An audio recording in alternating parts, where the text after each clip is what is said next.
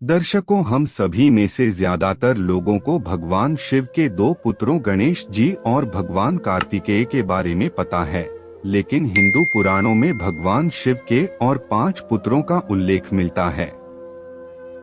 भगवान गणेश को किसी भी शुभ कार्य के पहले पूजा की जाती है। माता पार्वती से विवाह के बाद भगवान शंकर का गृहस्थ जीवन शुरू हुआ था और उनके जीवन काल में अनेक प्रकार की घटनाओं से 7 पुत्रों का जन्म हुआ, जिसके बारे में आज के इस लेख में बताने जा रहे हैं।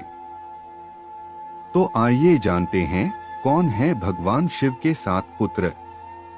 नमस्कार दोस्तों, आपका पुनः स्वागत है आपके अपने अद्दू टॉक्स चैनल में। सबसे पहले नंबर पर आते हैं भगवान कार्तिकेय। शिव पुराण में एक प्रसंग के अनुसार माता सती की मृत्यु के बाद भगवान शिव ने कठोर तपस्या शुरू कर दी। उस समय पृथ्वी पर राक्षस तारकासुर का अत्याचार बढ़ने लगा था। तारकासुर के अत्याचारों से परेशान देवता ब्रह्मा जी के पास गए और तारकासुर से मुक्ति के बारे में पूछा। ब्रह्मा जी ने देवताओं को बताया कि भगवान शिव और माता पार्वती का पुत्र तारकासुर का अंत करेगा।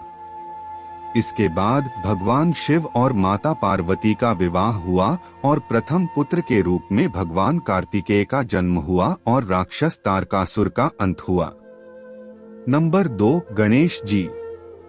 पुराणों में वर्णित कथा के अनुसार माता पार्वती स्नान करने जाने वाली थी, लेकिन द्वार पर पहरा देने के लिए कोई नहीं था, तो उन्होंने चंदन के मिश्रण से बालक की उत्पत्ति की और द्वार पर पहरा देने के लिए कहा।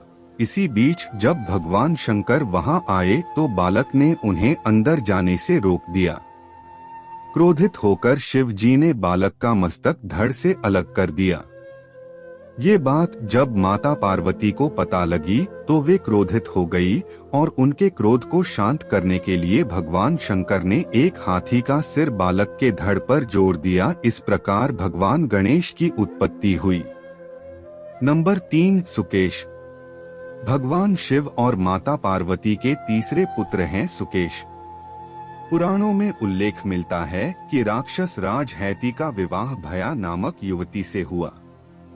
इन दोनों से विद्युतकेश नाम का पुत्र प्राप्त हुआ।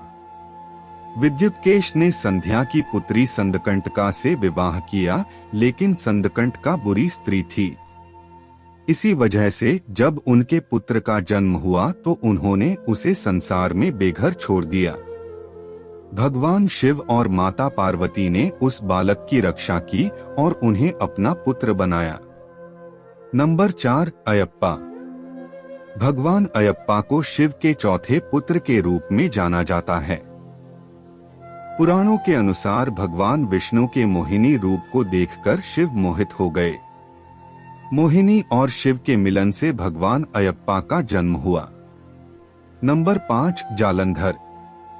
भागवत पुराण के अनुसार भगवान शिव ने एक बार अपना तीसरा नेत्र समुद्र में फेंक दिया और उससे जालंधर की उत्पत्ति हुई। जालंधर भगवान शिव से नफरत करता था। एक बार जालंधर ने माता पार्वती को अपनी पत्नी बनाने के लिए भगवान शंकर से युद्ध शुरू किया, लेकिन इस युद्ध में जालंधर मारा गया। नंबर 6, भौमा। पुराणों में उल्लेख मिलता है कि एक बार भगवान शिव का पसीना जमीन पर गिरा और इसी पसीने से पृथ्वी को एक पुत्र प्राप्त हुआ। इस पुत्र की 4 भुजाएं थीं और यह रक्त के रंग का था। पृथ्वी ने इस पुत्र का पालन पोषण किया। पृथ्वी के पुत्र होने के कारण वे भौमा कहलाए। अब अंतिम नंबर 7 पर आते हैं, अंधक। पुराणों में भगवान शिव के 7वें पुत्र के बारे में उल्लेख मिलता है कि एक बार माता पार्वती ने पीछे से आकर भगवान शिव की आंखें बंद कर ली। इससे पूरी दुनिया में अंधेरा छा गया।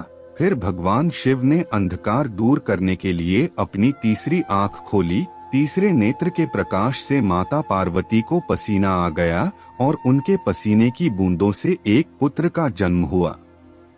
यह पुत्र अंधेरे में पैदा हुआ था, इसलिए इसका नाम अंधक पड़ा। यह बालक जन्म से अंधा था। तो दर्शकों, आज के लिए बस इतना ही। दोस्तों, इस लेख में दी गई जानकारियां और सूचनाएं सामान्य मान्यताओं पर आधारित हैं। अद्दू टॉक्स चैनल इनकी पुष्टि नहीं करता है। इन पर अमल करने से पहले संबंधित विशेषज्ञ से संपर्क करें।